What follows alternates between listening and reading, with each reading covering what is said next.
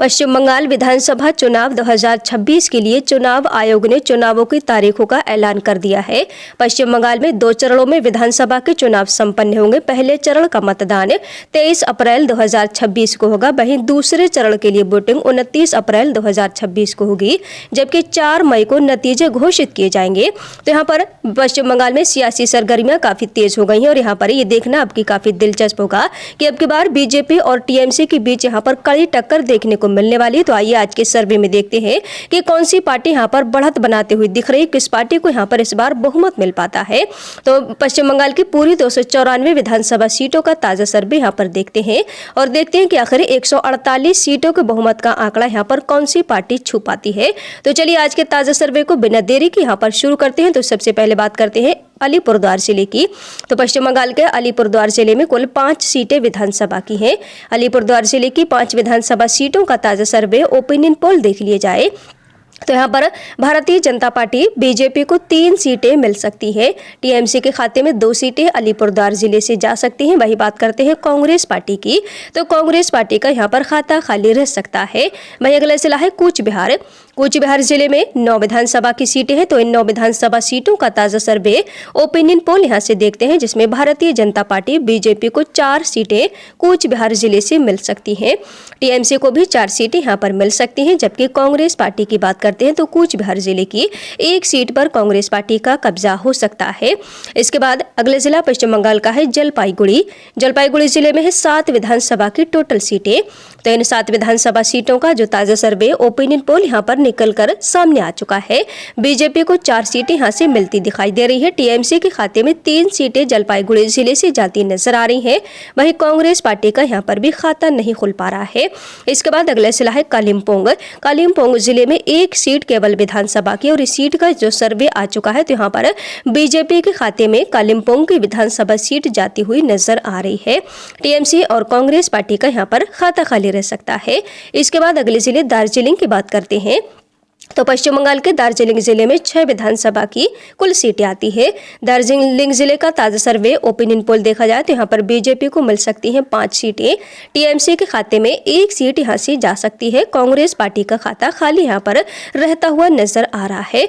इसके बाद अगले जिले उत्तर दिनाजपुर की बात कर ली जाए तो उत्तर दिनाजपुर जिले में 9 विधानसभा की सीटें हैं। 9 विधानसभा सीटों का ताजा सर्वे ओपिनियन पोल यहाँ से देखते हैं, जिसमें बीजेपी को 5 सीटें यहाँ पर मिल सकती हैं। टीएमसी को 4 सीटें मिलती दिखाई दे रही हैं। वही बात करते हैं कांग्रेस पार्टी की, तो यहाँ पर भी कांग्रेस पार्टी का खाता खुलता हुआ नजर नहीं आ रहा है। इसके बाद अगला जिला है दक्षिण दिनाजपुर। दक्षिण दिनाजपुर जिले की 6 विधानसभा सीटों का ताजा सर्वे ओपिनियन पोल देखें तो बीजेपी को 3 सीटें दक्षिण दिनाजपुर जिले से मिल सकती हैं। टीएमसी को भी 3 सीटें मिलती यहाँ पर दिखाई दे रही है। कांग्रेस पार्टी यहाँ पर भी अपना खाता नहीं खोल पा रही है। वही अगला जिला है मालदा। मालदा जिले की 12 विधानसभा सीटों का ताजा सर्वे ओपिनियन पोल देख लिए जाए तो मालदा जिले से भारतीय जनता पार्टी बीजेपी के खाते में 4 सीटें यहाँ से जा सकती हैं। टीएमसी को 7 सीटें मिलती नजर आ रही है। कांग्रेस पार्टी को 1 सीट मिलती हुई यहाँ पर दिखाई दे रही है। इसके बाद अगला जिला है मुर्शिदाबाद। तो मुर्शिदाबाद जिले में 22 विधानसभा की कुल सीटें हैं। मुर्शिदाबाद जिले का ताजा सर्वे ओपिनियन पोल देख लेते हैं। बीजेपी को 4 सीटें यहाँ पर मिल सकती हैं। टीएमसी को 15 सीटें मुर्शिदाबाद जिले से मिलती हुई दिखाई दे रही हैं। वहीं बात करते हैं कांग्रेस पार्टी की, तो 3 सीटों पर कांग्रेस पार्टी का यहाँ से कब्जा हो सकता है। अगले जिले की तरफ बढ़ते हैं तो इसके बाद पश्चिम बंगाल का अगला जिला है नादिया। नादिया जिले में 17 विधानसभा की सीटें हैं। तो इन 17 विधानसभा सीटों का ओपिनियन पोल ताजा सर्वे देखते हैं। यहाँ पर बीजेपी को 7 सीटें मिल सकती हैं। टीएमसी को 9 सीटें मिलती यहाँ पर दिखाई दे रही हैं। कांग्रेस पार्टी के खाते में 1 सीट जा सकती है। इसके बाद अगला जिला है उत्तर 24 परगना। यहाँ पर 33 विधानसभा की कुल सीटें हैं। उत्तर 24 परगना जिले का ताजा सर्वे देखते हैं तो यहाँ पर बीजेपी को 14 सीटें मिल सकती हैं। टीएमसी को 16 सीटें यहाँ पर मिलती हुई नजर आ रही हैं।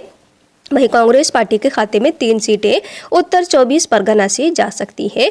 इसके बाद अगले जिले दक्षिण 24 परगना की बात कर ली जाए तो दक्षिण 24 परगना जिले में 31 सीटें कुल विधानसभा की आ जाती हैं। यहाँ पर बीजेपी को 7 सीटें मिल सकती हैं। टीएमसी के खाते में 23 सीटें जा सकती हैं। वहीं कांग्रेस पार्टी को 1 सीट यहाँ पर मिल सकती है। तो अभी तक पश्चिम बंगाल की 158 विधानसभा सीटों का ताजा सर्वे यहाँ पर हम देख रहे हैं, जिसमें बीजेपी के खाते में अभी तक 61 सीटें जाती दिखाई दे रही हैं। टीएमसी को 87 सीटें मिलती नजर आ रही हैं। कांग्रेस पार्टी के खाते में 10 सीटें यहाँ पर जाती हुई दिखाई दे रही हैं। तो चलिए इसी के साथ अगले जिले की तरफ बढ़ते हैं। तो पश्चिम बंगाल का अगला जिला है कोलकाता। कोलकाता जिले की 11 विधानसभा सीटों का ताजा सर्वे ओपिनियन पोल देख लेते हैं। तो यहाँ पर बीजेपी को 5 सीटें मिल सकती हैं, टीएमसी को 6 सीटें मिल सकती हैं। कांग्रेस पार्टी का यहाँ पर खाता खाली रहता हुआ नजर आ रहा है। अगला जिला है हावड़ा। तो पश्चिम बंगाल के हावड़ा जिले की 16 विधानसभा सीटों का ताजा सर्वे ओपिनियन पोल देख लिया जाए। यहाँ पर बीजेपी को मिल सकती है 6 सीटें, टीएमसी को 9 सीटें मिल सकती हैं, कांग्रेस पार्टी को 1 सीट यहाँ पर मिल सकती है। इसके बाद बात करते हैं अगले जिले की। तो पश्चिम बंगाल का अगला जिला है हुगली। हुगली जिले की 18 विधानसभा सीटों का ताजा सर्वे ओपिनियन पोल देखा जाए। यहाँ पर बीजेपी को 7 सीटें मिल सकती हैं, टीएमसी को 10 सीटें मिल सकती हैं, कांग्रेस पार्टी के खाते में 1 सीट जाने का अनुमान है। इसके बाद अगले जिले पूर्व मेदिनीपुर की बात करी जाए। पूर्व मेदिनीपुर जिले की 16 विधानसभा सीटों का सर्वे देखते हैं। यहाँ से बीजेपी को मिल सकती है 9 सीटें, टीएमसी के खाते में 6 सीटें जा सकती हैं, कांग्रेस पार्टी को 1 सीट यहाँ पर मिल सकती है। वहीं अगले जिले पश्चिम मेदिनीपुर की 15 विधानसभा सीटों का ताजा सर्वे देखते हैं। बीजेपी को यहाँ पर 7 सीटें मिलने का अनुमान लगाया गया है, टीएमसी के खाते में 8 सीटें जा सकती हैं। कांग्रेस पार्टी की बात करते हैं तो यहाँ पर भी कांग्रेस पार्टी का खाता खाली रह सकता है। इसके बाद बात करें झारग्राम जिले की 4 विधानसभा सीटों की। तो झारग्राम जिले से बीजेपी को 1 सीट मिल सकती है, टीएमसी को 3 सीटें मिल सकती हैं, कांग्रेस पार्टी का खाता यहाँ पर भी खाली रह सकता है। इसके बाद अगला जिला है पुरुलिया।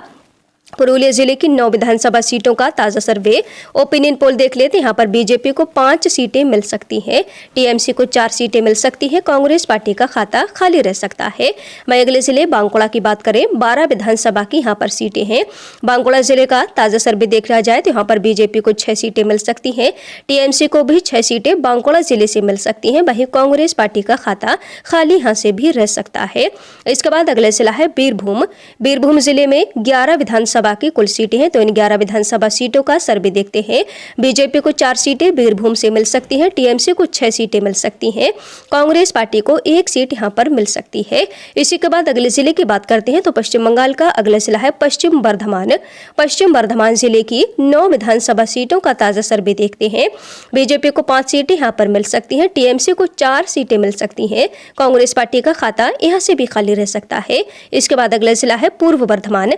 पूर्व बर्धमान जिले में कुल 15 सीटें विधानसभा की हैं। तो इन 15 विधानसभा सीटों का ताजा सर्वे देखा जाए, यहाँ पर बीजेपी को 7 सीटें मिल सकती हैं, टीएमसी को 8 सीटें मिल सकती हैं, जबकि देखा जाए तो कांग्रेस पार्टी का खाता यहाँ पर भी खाली नजर आ रहा है।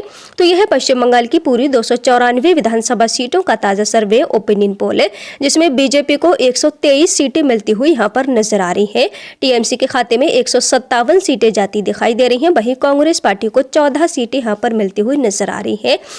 तो यहाँ पर आप देख रहे हैं कि जो यहाँ पर अनुमानित आंकड़े निकलकर सामने आ रहे हैं, काफी चौंकाने वाले यहाँ पर आंकड़े निकलकर सामने आ रहे हैं। बीजेपी काफी मजबूत स्थिति में यहाँ पर दिखाई दे रही है, जबकि देखा जाए तो टीएमसी बहुमत के आंकड़े को पार कर अपनी सरकार बनाती हुई नजर आई, लेकिन कड़ी टक्कर यहाँ पर बीजेपी और टीएमसी के बीच देखने को मिल रही। तो मुकाबला इस बार काफी चुनौतीपूर्ण यहाँ पर हो गया है।